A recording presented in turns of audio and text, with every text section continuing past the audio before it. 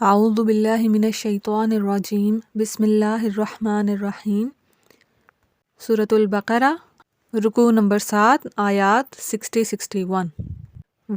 اور اذ جب استسقا پانی مانگا موسیٰ علیہ السلام نے لقومہ اپنی قوم کے لیے۔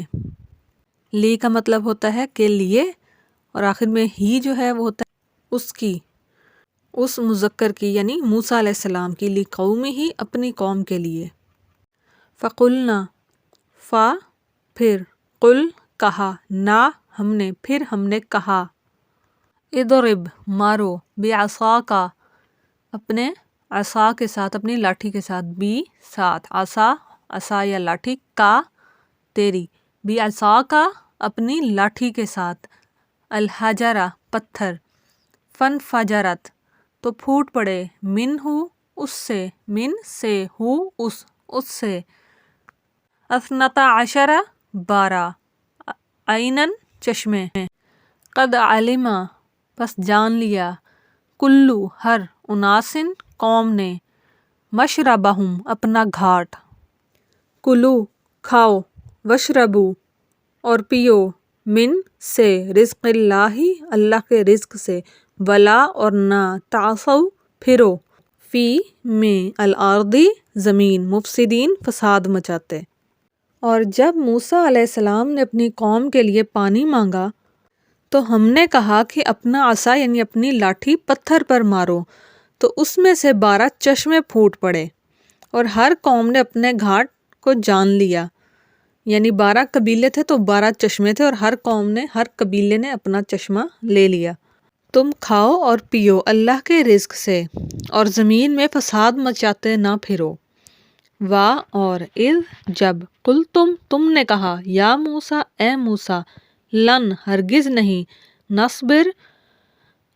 نصبر ہم صبر کریں گے، علی اوپر، طعام کھانے کے، واحدن ایک، فادعو پس آپ دعا کریں، لنا ہمارے لیے، لا لیے، نہ ہمارے، لانا ہمارے لیے، ربکا رب کا اپنے، یعنی آپ کے، موسیٰ علیہ السلام کے، ربکا اپنے رب سے، یخرج نکالے، لانا ہمارے لیے، مما اس سے جو، تنبتو اگاتی ہے، الارض زمین، من بقلہا سبزی میں سے، ترکاری میں سے، اور قثائہا ککڑی، اور فومہا گندم۔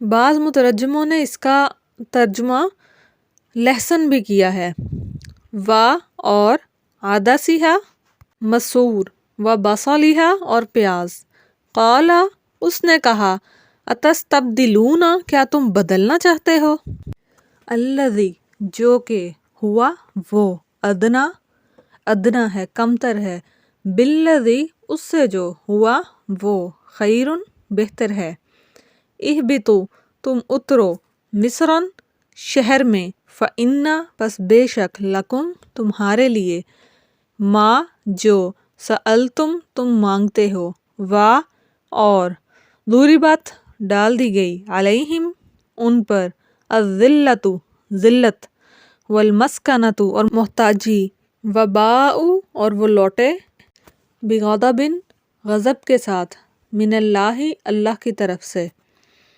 ذالک یہ، ذالک کا لفظی مطلب وہ ہوتا ہے، لیکن جب ہم اردو میں ترجمہ کرتے ہیں کسی آیت کا تو اس جملے کے حساب سے اس کا مطلب یہ بن جاتا ہے، بِأَنَّهُمْ اس لیے کہ وہ، کانوا وہ تھے، یکفرون انکار کرتے، وہ انکار کرتے، بِآیاتی آیتوں کا، اللہ کی، وَيَقْتُلُونَ اور قتل کرتے تھے، النبیین نبیوں کو، اور وہ قتل کرتے تھے نبیوں کو، یہ یہود کے بارے میں ہے کہ یہ نبیوں کے قاتلین ہیں، بغیر، الحق حق کے یعنی نہ حق، ذالک یہ، بما اس لیے کہ، عصوا انہوں نے نافرمانی کی، وکانوا اور تھے، یعتدون حد سے بڑھتے۔ اور جب تم نے کہا، اے موسیٰ علیہ السلام، ہم ایک کھانے پر ہرگز صبر نہیں کریں گے، آپ ہمارے لیے اپنے رب سے دعا کریں کہ ہمارے لیے کچھ سبزی نکالے جو زمین سے اگتی ہے، اور ککڑی اور گندم اور مسور اور پیاز۔ اس نے کہا کیا تم بدلنا چاہتے ہو جو ادنا ہے اس سے کہ جو بہتر ہے؟ یعنی تم ایک بہتر چیز کے بدلے ایک ادنا چیز لینا چاہتے ہو۔ تم شہر میں اترو، بے شک تمہارے لیے وہ ہوگا جو تم مانگتے ہو۔ اور ان پر ذلت اور محتاجی ڈال دی گئی اور وہ اللہ کے غضب کے ساتھ لوٹے، اس لیے کہ وہ اللہ کی آیتوں کا انکار کرتے تھے اور ناحق نبیوں کو قتل کرتے تھے۔ یہ اس لیے ہوا کہ انہوں نے نافرمانی کی اور وہ حد سے بڑھتے تھے۔ آیت نمبر 60۔ جب موسیٰ علیہ السلام نے اپنی قوم کے لیے پانی مانگا تو ہم نے کہا، کیونکہ یہ وادی طیہ میں تھے تو وہاں پہ تو کچھ بھی نہیں تھا، پہلے اللہ تعالیٰ نے ان کو دھوپ سے بچانے کے لیے بادل سے ان پر سایہ کیا، کھانے کے لیے آسمان سے من و سلوہ اتارا۔ لیکن یہ جو یہود تھے آل یعقوب علیہ السلام، انہوں نے ہر چیز پہ ناشکری کی اور اللہ تعالیٰ کی نافرمانی کرتے ہی چلے گئے۔ پچھلے سبق میں ہم تفصیلاً اللہ تعالیٰ کے ان پر احسانات کے بارے میں تفصیلاً پڑھ چکے ہیں۔ تو جب انہوں نے پانی مانگا تو موسیٰ علیہ السلام نے پھر اللہ تعالیٰ سے دعا کی اور انہوں نے پتھر پہ عصا مارا تو اس میں سے 12 چشمے پھوٹ پڑے۔ یعقوب علیہ السلام کے 12 بیٹے تھے اور ان کی سے آگے نسلیں تھیں، تو ہر بیٹے سے ایک قبیلہ تھا۔ تو ان کے انتظامی معاملات 12 کے 12 قبیلوں کے الگ ہی رہتے تھے۔ تو اللہ تعالیٰ نے پانی کے لیے بھی ان کے لیے 12 چشمے دیے کہ الگ الگ ان کا انتظام رہے پانی کا۔ تو پہچان لیا ہر قوم نے اپنا گھاٹ، کھاؤ اور پیو اللہ کی روزی اور اللہ کا رزق، اور زمین میں فساد مت مچاؤ، کیونکہ یہ فساد مچاتے تھے۔ وَإِذِ استسقا پانی مانگنا یا پانی کی طلب ہونا، نماز استسقا بھی پڑھی جاتی ہے، تو وہ بارش مانگنے کے لیے اس کو بھی استسقا ہی کہتے ہیں، اسی لیے استسقا کہتے ہیں کہ استسقا کا مطلب ہے پانی مانگنا۔ اللہ تعالیٰ مسلسل ان کو اپنے انعامات یاد کروا رہے ہیں جو اللہ نے ان پر کیے، اور آگے سے جو انہوں نے نافرمانیاں کی وہ ان کو یاد دلا رہے ہیں۔ تو جیسا کہ ہم پہلے پڑھ چکے ہیں کہ یہ ایک طرح کی فرد جرم ہے ان کے اوپر کہ ان سے زمین کی خلافت چھین لی گئی کیونکہ انہوں نے نافرمانیاں کی۔ اللہ نے مسلمانوں کو، امت محمدیہ کو خلیفہ بنایا زمین میں، اور یہود جو تھے اس سے پہلے امت مسلمہ وہ تھی۔